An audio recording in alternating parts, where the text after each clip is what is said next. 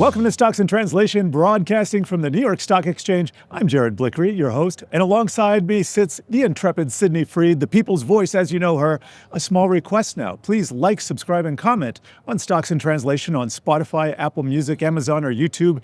And today we are welcoming back Lee Munson. He is a Chief Investment Officer at Portfolio Wealth Advisors. And today we're going to be leaning into Lee's wheelhouse, which is fundamentals and the value trade.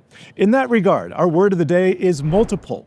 We multiply to value and divide to derive. So what do we do with delusion? We pump the multiple and call it visionary, then slash it and ground the illusion. This episode is brought to you by the number 6,500. That is Lee's upside line in the sand for the S&P 500. And yes, there is a downside line as well. We even explore the space between. So to begin with, Lee, tell us what you're thinking about these markets this year. Oh my God, well, I'll tell you what I'm not thinking about. I'm not thinking that multiple, expansion is gonna help us. Last year, multiple expansion was about half the earnings. The rest was just like, the price action, the rest was earnings. We're looking at what? 10, 15% earnings growth? That's good. I mean, 13 to 10% on small cap, maybe 11% on large value, widow and orphan stocks, love those. Who needs a multiple? Who needs a multiple? So, with that, I don't really care about the multiple expanding. I don't think it's going to. And if it does, if we get to 6,500 by this summer, put it this way, I ain't paying 24 times earnings by this summer. I need to see something more like, 22, 23. So that's just inside baseball. Here's what's going on. I see the market being higher by December. I think that we could be 7 to 10% on a price, outside of dividends up on the S&P broadly. And that doesn't involve any multiple expansion. That's just exactly where we are. That's just up a 4 to maybe 22. What that means is that we can still move up without having to get markets more frothy. I think a lot of what's going to happen, though, is that we've got to see what's going on with AI, right? A lot of those earnings, especially in the S&P, are based on this continued growth. And, it's a big question. Are we going to be able to do that? And I think that, a couple weeks ago when we got the DeepSeek news. Ooh, and we will get into that. Boy, that really changed things. So I think bottom line is we have good, strong markets. Earnings are very strong across the board, no matter what you look at. And I think the only real things outside of the AI stuff is that you've got some problems with tariffs. How serious is that? And then you have this idea of tariffs, mass deportations causing an inflation scare. Today we just got word from the Fed that they're cool, calm, and collected. They're not looking to raise rates. And we also today got this hot print on inflation. Yeah. I thought we weren't going to see that till a little bit later this year, but it's come early. Well, that's good. We can get into that. And I just want to dial it back for a second. We're going to go through the definition of multiple here. We've been teasing everybody so far. So let's break it down. Multiple is a number you use to derive a company's value. You take a company's earnings or its revenue or another metric, and then you multiply it by that magic number to get the value. And that magic number is the multiple. So how do you think of it? How do you use it in your investing? We were saying maybe it doesn't matter this year, but why is that? Break it down. Okay. Let me just make this easy for all the kids at home. Please. And your kid right here. Here's how it works. Nobody cares about valuation until you're in a bear market. Nobody cares about NVIDIA trading at a 30 or 40 until they can't hit their numbers. Now, value players always like to come in. That's kind of how I was classically trained. And you're supposed to buy things at book value. Good luck. Anything selling a book is going to be bankrupt. Look at Ford and GM. You know why the multiples are so low? Because nobody thinks they will be a going concern in 10 years from now. Going concern means they're in business. In business. That's... And there's a reason why a chemical company trades at 5 times earnings, because it doesn't grow. So when you see a multiple on something like a Procter & Gamble or Johnson & Johnson, when they have organic growth in the sub 5% world and they're trading at a multiple of 25, for instance, right? That's a real concern. I was a young kid in my 20s on Wall Street when we had the S&P 500 trade at 30 times earnings back in 2000. I was going to ask you the year, but that was crazy. And it's too high. I want to talk about how happy I am to talk about fundamentals, because Jared wants me to be a technicals girly. I thought you were all about charts. Yeah, he wants me to be all about charts, and I want to be all about We fundamentals. all love charts. We all love charts. Yeah, please. So not just lip service here. We love tell charts. me what I should be what is the most important like metric in fundamentals or in a company's earnings report? Like, what do I need to know if I know nothing about fundamentals? Okay, bottom line, story has to get better. Bottom line, you need to have, if they say we're gonna be making 15% earnings, I'm just throwing that out, that's crazy. You have to make sure that every earnings, they say it's gonna be 15.1, okay? Because for instance, like I was long Palo Alto Networks, big in cybersecurity.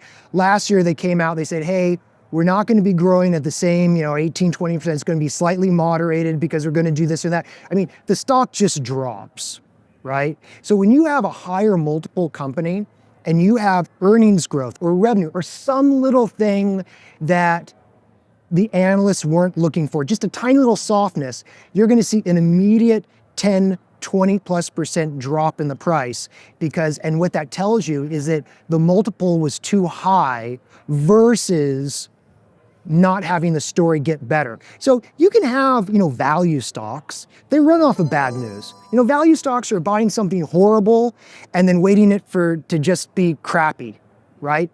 And that doesn't really work too much in today's because nobody cares about that. So you have to go with something that's really moving. Let's talk about why that doesn't work and why it hasn't really worked this century. We've had persistently low interest rates, and it just kind of upended the business cycle, the investment, the boom bust cycle as investors were used to it. And so the value trades, they got caught in value traps. I mean, they're all value traps.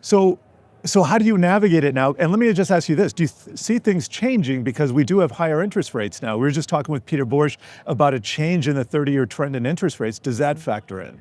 Yeah, it does. I mean, by the way, we'll get to this later, but I'm long the 30-year treasury. I love it when bond gurus say things declaratively, whether it's that guy over at JP Morgan, or let's just say, the Gunlacks of the world, that who would buy a 30-year treasury? And when it hits 5%. Yeah, when it hits 5%. That's who buys. And it's like, well, it's just a bunch of pension funds doing, liability. But it's like, okay, great. So I have a bunch of goons in little blue suits looking at actuarial tables and nobody else. I'm like, baby, this is the sandbox I want to play in because it sounds like not much competition.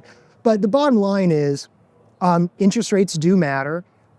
There's this idea that as interest rates come down, we're going to be able to continue to have the delusion that multiples don't matter. Let me tell you why multiples in NVIDIA don't matter. Please. First of all, NVIDIA isn't trading at 100 PE, right? I love stuff like AI plays like Palantir and stuff, but when it gets close to a 200 multiple, triple digits? Yeah, even I'm just kind of like, do I really want to do this? I keep thinking of all the trades of the past 28 years and how I got into trouble. Forward. It's just like, when I'm dealing with PEs 60, 80, 100, my ability to get burned goes up exponentially, And so the reason why NVIDIA multiples aren't that bad is because they're under 40. They make so much money. You know what the problem is? I heard all this crap 25 years ago in .com, right? Now there's a difference back then. The companies didn't make cash like they do. Completely different situation. But today, if we don't get the growth that NVIDIA is promising, and it slows down a little, and they can't hit their whisper numbers, that valuation is going to start mattering. And especially if we have a little bit of slowdown, which I don't think will happen, but if you get a little slowdown because, maybe there's a little trade war, maybe, you just have a buyer strike, maybe consumer sentiment starts to fade because egg prices are going up and people voted for Trump to make egg prices go down, which is out of his control. So 15% this morning. 15% this morning. Then you're going to see people start shifting away. That's what happened in 2022. We didn't have a recession in 2022. We had a lot of inflation and people started saying, wait a minute, this is going to eat into earnings. You had Facebook incinerating money on the metaverse or whatever. The margins were off. The margins get off a little bit. Suddenly everybody cares about charts.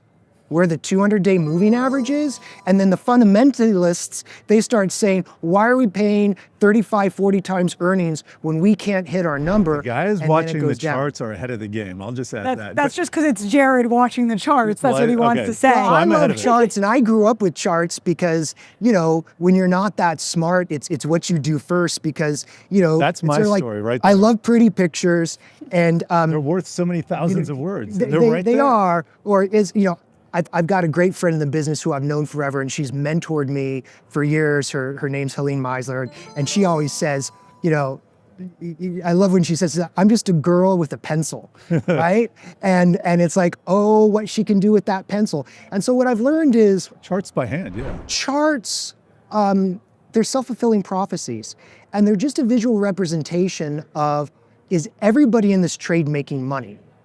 Or is everybody in this trade losing money? Yeah. And Where's the then, emotion? Exactly. And then also with something like a John Deere recently, where it's just, you just have this sideway action for years, right? Or, I've been looking at Hershey's, just like getting killed for years. At some point you get a breakout and you say, everybody who's been bored in this for the last 2 or 3 years is suddenly activated. You see volume come up, you see interest, you see the RS, you see relative, the S&P really start killing it.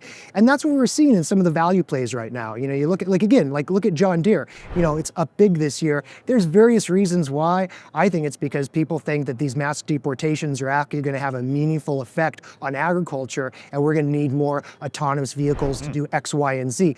I don't need that to be true for John Deere. I just need people to believe it so the stock goes up. Maybe I get 2 or 3, 4 quarters of the happy. Maybe I can get to 12 months in a day to get my long-term capital gains, and then I'm out. But here's the deal. You get into a stock, you want it to be a fast grower because we're not in value land. We're still in, the perception of low rate AI, hot delusion land. And you just hope that you get into something and you have 1, 2, 3, 4, 5 quarters of hitting their numbers and killing it before things get screwed up.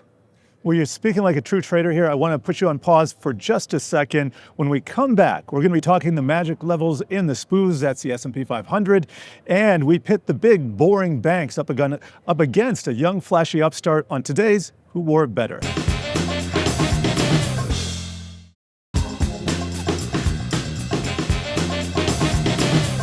We are back, and this episode is brought to you by the number 6,500, which is where the S&P 500 gets interesting to Lee here. So to clarify, this isn't necessarily a target or a prediction, but Lee, you're saying we get to 6,500, what do you do then? And it's mostly if we get to 6,500 soon. Like if I see 6,500, 6,500, I'm just looking at maybe 10% earnings growth at a multiple that's around where we are right now.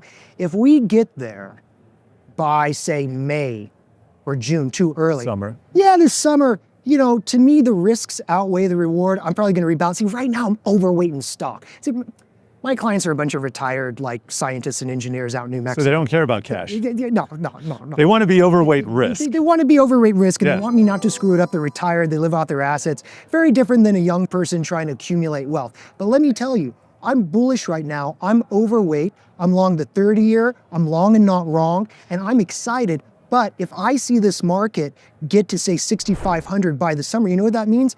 It means we've had a lot of valuation expansion, right? It means the PE is going up faster than the earnings come in. I need to let corporations show me the profits that they promise they can make. And I need to see that all year. Can you say, show me the profits? Show me the profits, show me the money. Isn't that kind of like AI, that people are waiting for the profits? We are waiting for the We're profits. waiting. And so far, for full disclosure, I'm long Google, and all they say is that we're going to increase CapEx by 30%. That's not shocking, but let me tell you, by the end of this year, I better see some return on invested investments in terms of AI. And if we don't, I think that it's going to be a more problematic 2026. Talk about DeepSeek, because we touched on NVIDIA earlier. Yeah. Are you saying it's like that was a big surprise for the market? Cheap AI. Come on, that's it's a game cheap changer. AI. Let me tell you how this works. Please do. I thought And I think a lot of other smart people that I rip off and duplicate. I got the Chinese strategy. Rip off and duplicate smart people, right? It works every time. We don't endorse that, but So I think that the narrative going into the year was, we can see NVIDIA earnings this year, Blackwell's great, big profit margins. 2026, they're gonna have to share. With who? And then the value players say, AMD? I'm like, oh, please, child, you know nothing. But what's happened is, NVIDIA itself. it's NVIDIA itself. So all that happened. So we've known about DeepSeek for, since December. Here's what's going on. No, they didn't make a model for $6 million. Their final version was $6 million. They're probably lying about a few things. They probably, they clearly were ripping off ChatGPT to do this. But If they did 25% though. they could be right about 10%, and it's a huge thing. Here's what the big issue is. What I was afraid about in 2026, about sharing and there being other things with NVIDIA, that's happening now. And I'll tell you where the clear and present danger is and what people do not understand. Please. NVIDIA is number one, not simply because their chips are hotter, because the Chinese just showed us we can use a throttled down version of the chips or lie a little bit about it and we can make it work. The issue is something called CUDA, like a barracuda. CUDA is a software, and that's what lets NVIDIA chips talk to each other and make the magic. AMD doesn't have that software. It stinks. They can't run on Linux, or they cannot communicate. That's why AMD is dead money. Why it's Don't a value care. stock. It's why it's a value stock. But here's the problem. What if something out of China or left of center or some open coder running Linux comes up with a way to make the AMD chips talk back and forth each other half as good as what CUDA can do? Without a redesign. Interesting. Without a redesign. Huh. Now, I doubt that can happen, and I wouldn't believe the first headline that said it could. But if that happens, You're throwing that out there. throwing it out there. If you're sitting around looking for the big catalyst of why you should buy AMD, not to impress your uncle, value trap dude. We all have one. We all have one. Yes. It's if we can get that software. If not, then NVIDIA is still going to control supply chain. They've got the software. They got the only game in town, and that's going to last for a little while. But I didn't think that the big news this year was going to be NVIDIA has to share with its own self, and that's just. I did not think that was going to happen 3 months ago. Okay, so all this said, do you pile into NVIDIA? Do you look somewhere else? What'd you do 2 weeks ago? Let's talk about now, or where should investors be looking at the AI trade for the next year? Where should they go? So I decided not to add or do anything with NVIDIA. And where is it now? It's still just sitting there. Right around the 200, yeah? Yeah, it hasn't moved. It didn't bounce back. And by the way, just to tack on some pain, I really have done some soul searching and feel that my thesis on the amount of energy that we're going to need for this last year, I didn't buy in the energy names, but I've been seriously looking at them. I think I'm wrong. I don't think that January, this big decline we saw, is a time to say go into CEG or go into some of these utilities. I understand what the hype was last year. I know some people in the utility business. The numbers were outrageous. I was looking at things like Eaton. I was looking at CEG. You're just looking around. I'm exiting that thesis.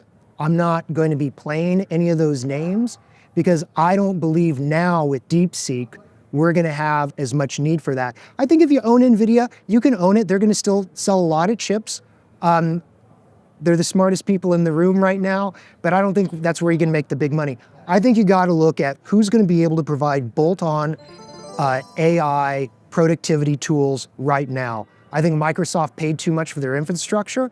I'm nervous about Google, but I'm still long. I could be wrong. Don't listen to me. What do I know? It's a small position. I cut it any day. But I think if you start looking at companies, and I don't think we can see it yet, but look at big enterprise places like a Salesforce, like an SAP. Look at places that are going to easily say, we thought it was going to be late 2026, but guess what? By the end of 2025, we're going to be able to provide your enterprise a bolt-on AI doohickey, as we'd say, that's going to make a railroad company have logistics on a way that we can't even imagine. It's the same thing and we're going to see a renaissance in industrial America where if you're building things or making things, you have to get something from here to there. Whether you're a large-scale home builder or you make aluminum cans, AI is going to be able to help streamline that and increase productivity because GDP equals hours worked times productivity. We got to get to a big runway battle that we have today. By the way, that was some great actionable advice. I'm going to replay that. On this week's Who Wore It Better? On one runway, we have the big banks, the old money aristocrats of finance, decked out in three-piece suits, weighed down by regulations, and then moving at the speed of a fax machine. They've been lending since the Medicis made usury a thing way back in the 1400s. And on the other runway, we've got private credit, the flashy upstart, the rule bender, the Ferragamo-tailored suit-wearing disruptor that doesn't need FDIC insurance or a polite excuse to charge a higher rate of interest. Banks may have the fortress balance sheet and the Fed safety net, but private credit says, look, ma, no hands. And at the end of the day, private credit has what borrowers want: fast money and fewer rules. So Lee, who's wearing the future of lending better? Is it just the banks, or dinosaurs maybe in pinstripes, or private credit just a financial Frankenstein stitched together with leverage and wishful thinking? Private credit, because it's all based on wishful thinking, right? Also, there's a reason for private credit. Now, I'm not saying the banks won't do well this year. They will. They're already doing well. But I don't think that's where you make the big money. Like if you really want to make a play on banks, just buy a large value ETF and go home.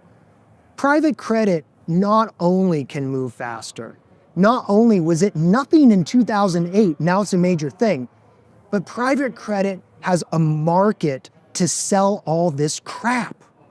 Think about it. Right now, Wall Street, what are they going to make on issuing an ETF that buys the 30-year treasury? 3 basis points? Hit the bricks, nobody cares. Well, Trump coined Melania coin. That's an ETF. No, I like that. It's been filed. It's been filed. It has. The crazier things have happened on Wall Street. I think that private credit, not only is it giving liquidity to places that are willing to pay 14% because they really don't want to go through the underwriting of banks, and because banks are slow, too methodical, and quite frankly, the best minds have been drained of the banking sector. They're all in private credit. Also, private credit can charge money. When you can charge more than 10 or 20 basis points for a product, and you can charge 1%, you can charge 2% for private credit, you don't have to offer liquidity all the time. You can leverage it. Wall Street can make a huge amount of fees off of private credit, and you have the demand for people who don't want to sit around trading the 30-year, and people may not want to sit around getting 6% on some, junky double B 2.5 duration ETF crap that you see today. So I think private credit's going to be what? Am I worried about the leverage and all this and that? Not particularly. Let it blow up. It'll just give me an opportunity to buy. What, the 30-year? Always. All right, we have wound things down. We're up against the clock. Make sure you check out all our other episodes of Stocks in Translation on the Yahoo Finance site and mobile app. We will see you next time.